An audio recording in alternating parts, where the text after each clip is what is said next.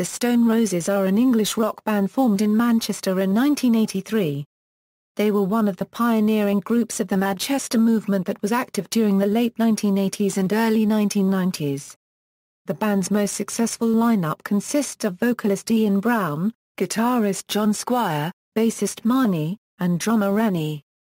The band released their debut album, The Stone Roses, in 1989. The album was a breakthrough success for the band and garnered critical acclaim, with many critics regarding it as one of the greatest British albums ever recorded. At this time the group decided to capitalise on their success by signing to a major label. Then, their current record label Silvertone would not let them out of their contract, which led to a long legal battle that culminated with the band signing with Geffen Records in 1991, and then releasing their second album Second Coming, which was met with lacklustre reviews in 1994. The group soon disbanded after several lineup changes throughout the supporting tour, which began with Reni first departing, followed by Squire.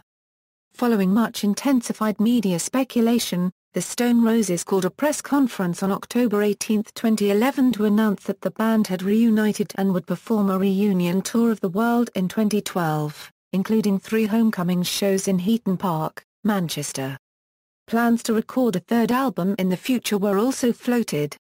In June 2012, Chris Coghill, the writer of the new film which is set during the Stone Roses' 1990 Spike Island show, revealed that the band have at least 3 or 4 new tracks recorded.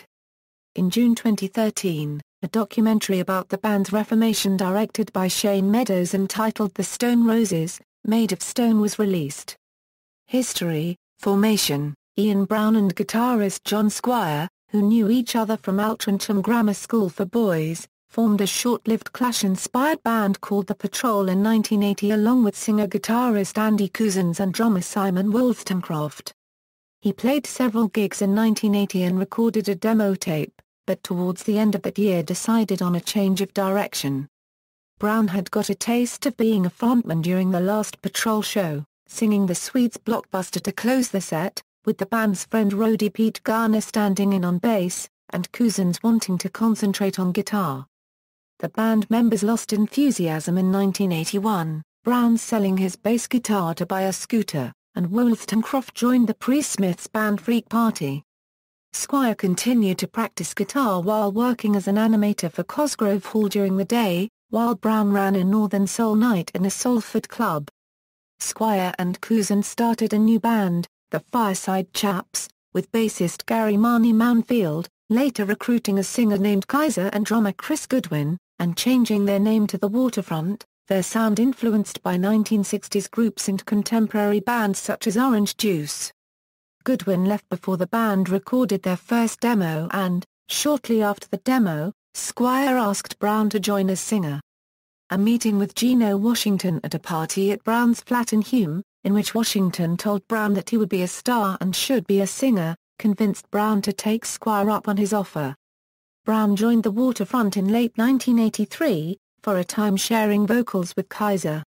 Like the earlier attempts at bands, the Waterfront fizzled out, but in late 1983 Cousins decided to try again at starting a band, and approached Brown. They decided on Wollstonecraft as drummer and Pete Garner as bassist.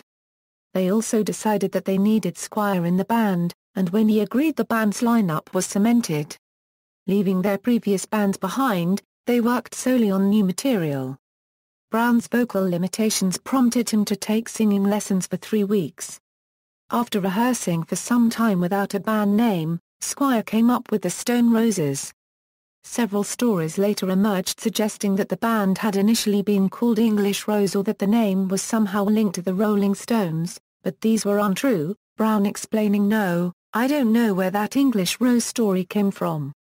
John thought up the name Stone Roses, something with a contrast, 2 words that went against each other." The band rehearsed for 6 months, during which time Wollstonecraft had been auditioning for other bands, and he left to join Terry Hall's band The Colourfield. They got Goodwin to rejoin, but he only lasted for 1 rehearsal, so they advertised for a replacement and began auditioning, eventually recruiting Alan Wren in May 1984.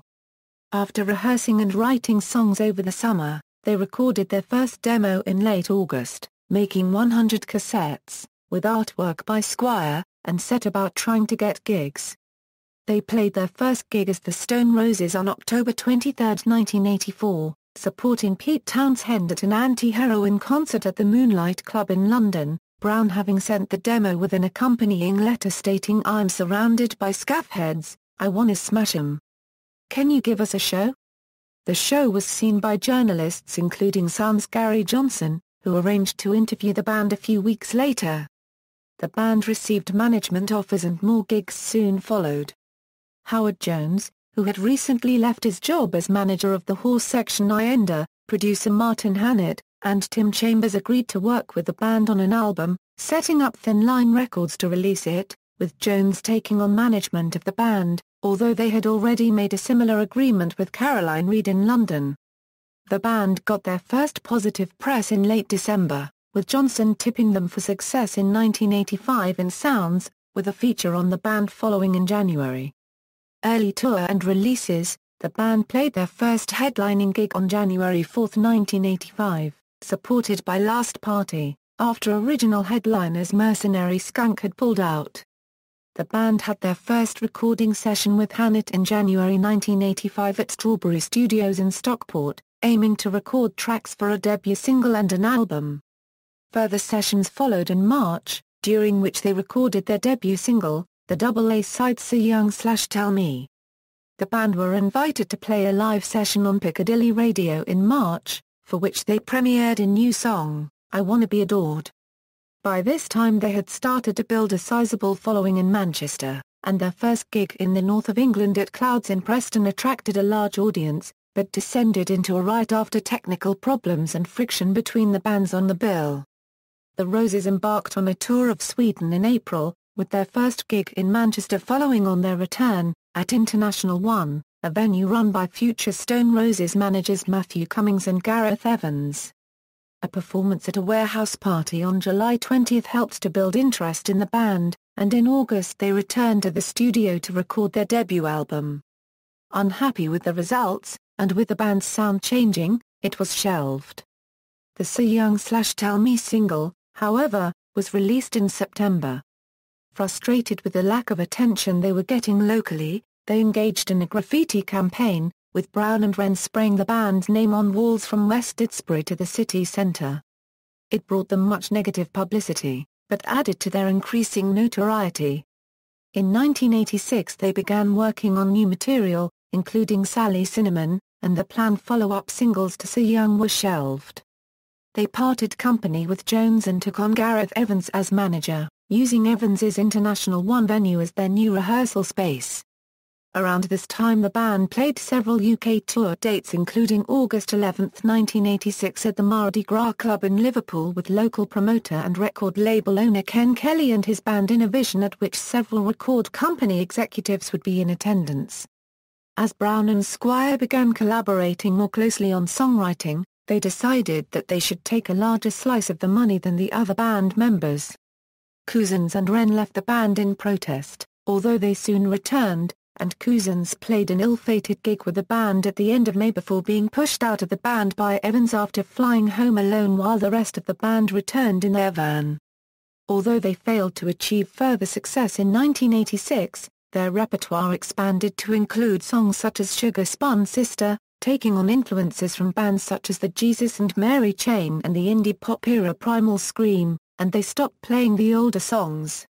In December 1986 they recorded their first demo as a four-piece, including the first studio recordings of Sugar Spun Sister, and Elephant Stone. In early 1987, Evans negotiated a deal with Revolver FM for a one-off release on the specially created Black Records label. By the time of the release of the single, Sally Cinnamon, the group's sound had changed considerably, with chiming guitar hooks and a strong melody, alienating some of their old fans but attracting many new ones. Sally Cinnamon sold out its 1,000-copy run, but failed to make the desired impact. In June, Garner announced that he had decided to leave the band, although he stayed until they found a replacement, playing his final gig with the band at the Lax in the Park Festival in Liverpool. Rob Hampson was Garner's replacement, with Garner teaching him the bass parts before leaving, although Hampson only lasted a week. A more permanent replacement was found in the form of former Waterfront bassist Reni, who played his first gig with the band in November 1987. Brown recalled, "When Reni joined, it almost changed overnight. It became a totally different groover. Straight away, everything just fell into place." In early 1988 the band played at Dingwalls in London, a show attended by representatives of Zomba and Rough Trade's Jeff Travis, and both subsequently wanted to sign the band, Rough Trade even funding studio time to record a single, Elephant Stone, with Peter Hook producing. Hook was considered to produce an album for the band but was unavailable due to commitments with New Order, so Travis suggested John Squire. In May the band played a high-profile concert at Manchester's International 2 with James organised by Dave Haslam to raise funds for a campaign against Clause 28. The band attempted to usurp James by putting up posters around town listing the Stone Roses as headliners, and delaying their start time to get the headline time themselves and limit the time that James could play for. In the audience was a 16-year-old Liam Gallagher, for whom it was the inspiration to form a band himself. Noel Gallagher too has stated that he was inspired to the same by attending one of their gigs. Also in the audience was Glaswegian Roddy McKenna, who later signed the band to Zomba Records. He asked if they could be transferred internally to Andrew Lauder's newly created guitar-based Silvertone Records subsidiary. The band was signed to an 8-album deal, buying the Elephant Stone tapes from Rough Trade and releasing them as a single in October 1988. The band were co-managed by Matthew Cummings, who died in 2007 following an accident. Debut album and breakthrough success. In 1988 and early 1989 the Stone Roses recorded their debut album at Battery Studios and Conch Studios in London and Rockfield Studios in Wales, produced by Squire. The first single for Silvertone, Elephant Stone, made little impact, and in early 1989 the band's performances outside the Northwest were still attracting small audiences.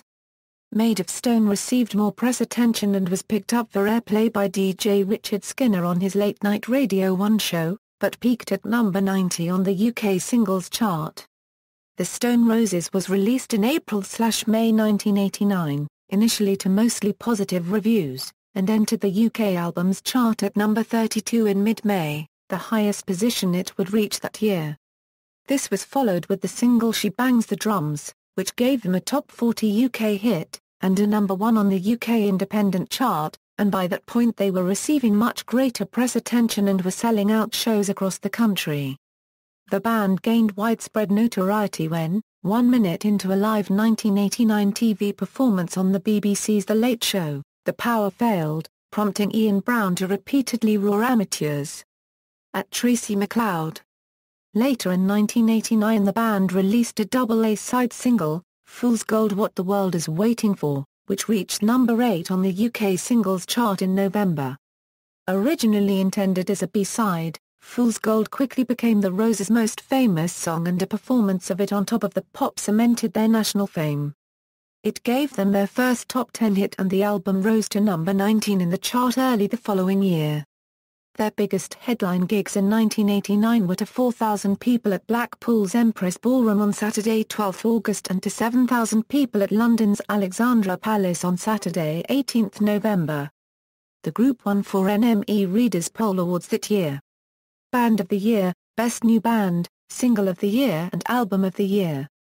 The Stone Roses is now considered one of the great British albums, although the band themselves were unhappy with the sound on the album, Squire describing it as twee, and not fat or hard enough.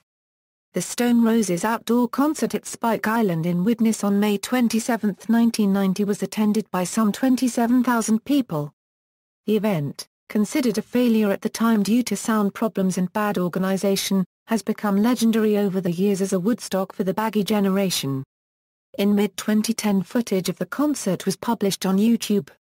By July the band had released their final single for Silvertone, One Love, which reached number 4 in the UK singles chart, their highest placing yet. It was to be the Roses' last original release for 4 years as they entered a protracted legal battle to terminate their 5-year contract with Silvertone, unhappy with how they had been paid by the label. Silvertone owners Geffen Records took out an injunction against the band in September 1990 to prevent them from recording with any other label, but in May 1991 the court sided with the group, which was then released from its contract. The Stone Roses subsequently signed with Geffen Records and began work on their second album. However, Silvertone appealed against the ruling, delaying the record for another year. Second Coming and breakup. Following the court case, the Stone Roses separated themselves from Manchester's club culture and spent much of 1992 and 1993 travelling in Europe before starting work on their second album in mid-1993. Progress was slow, hampered by Brown's and Squire's new fatherhood and the death of several people close to the band. John Squire ultimately left the project as the band would not sign a production contract. Afterwards the Stone Roses assumed production duties with engineer Simon Dawson at Rockfield Studios in Wales, where they spent 347 10-hour days working on the album. The Stone Roses finally released the album, Second Coming, on December 5, 1994. Mostly written by John Squire, the music now had a shady, heavy blues rock sound. Love Spreads reached number 2 on the UK singles chart. Second Coming received a mixed reception from the British press, which music journalist Simon Reynolds attributed to the resentment that the Roses, divorced from the cultural moment that gave them meaning, were now just another band. In March 1995, just 2 weeks before a tour in support of Second Coming was due to begin, Reni exited the band, following a disagreement with Ian Brown. A replacement drummer was found in Robbie Maddox, who had previously worked with Rebel MC. Also recruited around this time for the live shows was session keyboardist programmer Nigel Ippinson, who had previously played with the band on the reworking of Begging You for its release as a single. A secret comeback tour of the UK was planned for April 1995 but cancelled after the music press announced the dates. A major blow was the cancellation of their engagement at the Glastonbury Festival in June 1995. John Squire had suffered a mountain biking accident in Northern California weeks before the show, breaking his collarbone. The band finally organised a full UK tour for November and December 1995 and all dates sold out in a day. John Squire announced his departure on April 1, 1996, releasing a statement saying it was the inevitable conclusion to the gradual social and musical separation that we have undergone in the past few years. Simply Red's 1987-88 tour guitarist Aziz Ibrahim, a former classmate of Pete Garner's at Burnage High School, was recruited as a replacement. The band continued for another 6 months, but there was a noticeable deterioration in the quality of its public performances after Squire's loss, and at Benicassim Festival and the Reading Festival Brown's voice was described as so off-key it was excruciating to have to listen. The music press was united in its criticism, the NME describing I Am the Resurrection as more like the eternal crucifixion. Brown and Marnie dissolved the group in October 1996. Post-Roses. Ian Brown, John Squire and Marnie have all had successful careers since the Roses breakup. Squire formed the Seahorses, who released one album before breaking up, as well as releasing 2 solo albums. In 2007 he told a reporter that he was giving up music for good to focus on his career as a painter. Brown has released 6 solo albums, a remixes and a greatest hits collection, all but one of which have charted in the top 5 of the UK albums chart. Marnie joined Primal Scream as bassist in 1996 and remained in the band until the Stone Roses reunited. Reni remained inactive for the most part since the Roses breakup. He started a new band called The Rub in 1999, and played several gigs but nothing has been heard of The Rub since. In an interview in 2005 he said he was writing new songs to perform with Marnie. Rumours of a reunion surfaced and were dismissed repeatedly in the time between the breakup and the eventual reunion. The 20th anniversary edition of the band's Dark Copyright But album was released in August 2009, remastered by John Squire and Ian Brown, including a collector's box set edition and the previously unreleased song Pearl Bastard. Second formation. After the newspaper The Sun published a story on October 14, 2011 citing that the Roses had signed for a series of gigs across the UK, rumours again began to circulate. The NME reported that Reni had responded to these rumors, contacting them with a cryptic message that read, "Not before 90 will I wear the hat for the Roses again." On October 17, Dynamo told The Sun that Brown had confirmed the reunion by saying that the band were ready to take the world by storm, and that Brown had sent him a text message with the words "It's happening." On October 18, 2011, the Stone Roses announced at a press conference the end of a 15-year split. An extensive reunion tour of the world, starting in Warrington, for a low-key warm-up show, was scheduled. However, the main attractions of the tour were 3 homecoming shows at Eaton Park, Manchester, on 29 June 30 and July 1, 2012, plus 1 show in Dublin's Phoenix Park on July 5, 2012. In a press conference interview, the members of the Stone Roses said they had plans to record a 3rd album. 150,000 tickets for the 2 Eaton Park shows sold out in 14 minutes, with the band then announcing a 3rd show at the venue to be held on July 1, 2012. They then announced a show would take place in Ireland, with Ian Brown saying after Manchester, "Ireland is always next on our list." The first leg of the tour would consist of 2 warm-up gigs in Barcelona in early June and then shows in the Netherlands, Denmark, Hungary, Germany and France. On December 2, 2011, Ian Brown and John Squire performed together live for the first time since 1995. They joined Mick Jones from The Clash, The Farm and Pete Wiley at the Manchester Ritz in aid of the Justice for Hillsborough campaign. They performed on versions of The Clash's Bank Robber and Armageddon Time as well as the Stone Roses' Elizabeth My Dear. On May 23, 2012, the Stone Roses held their first public concert since their reunion, playing an 11-song set before 1,000 fans at Parr Hall in Warrington. The show, which was only announced that afternoon, was free to attend for those who brought a Stone Roses CD, LP or shirt with them. On November 26, 2012, it was announced via the event's Facebook page that the band would play the Isle of Wight Festival in June 2013. The Stone Roses played at the Coachella Valley Music and Arts Festival on 12 and 19 April 2013. The Stone Roses also played at Glasgow Green, Glasgow on June 15, 2013. A documentary was planned for the Stone Roses reunion, with film director Shane Meadows chosen to film it. The documentary, titled The Stone Roses, Made of Stone, received its world premiere at Trafford Park in Manchester on May 30, 2013 and was simultaneously broadcast live in many cinemas across the United Kingdom. It had its general release on June 5, 2013. Musical style and influences. The Stone Roses' influences included garage rock, northern soul, punk rock, and artists such as the Beatles, the Rolling Stones, the Beach Boys, the Byrds, Johnny Marr, Jimi Hendrix, Led Zeppelin, the Jesus and Mary Chain, Sonic Youth, Sex Pistols and The Clash. The band were part of the Madchester movement, a style of alternative rock that mixed acid house rhythms with guitar pop sounds.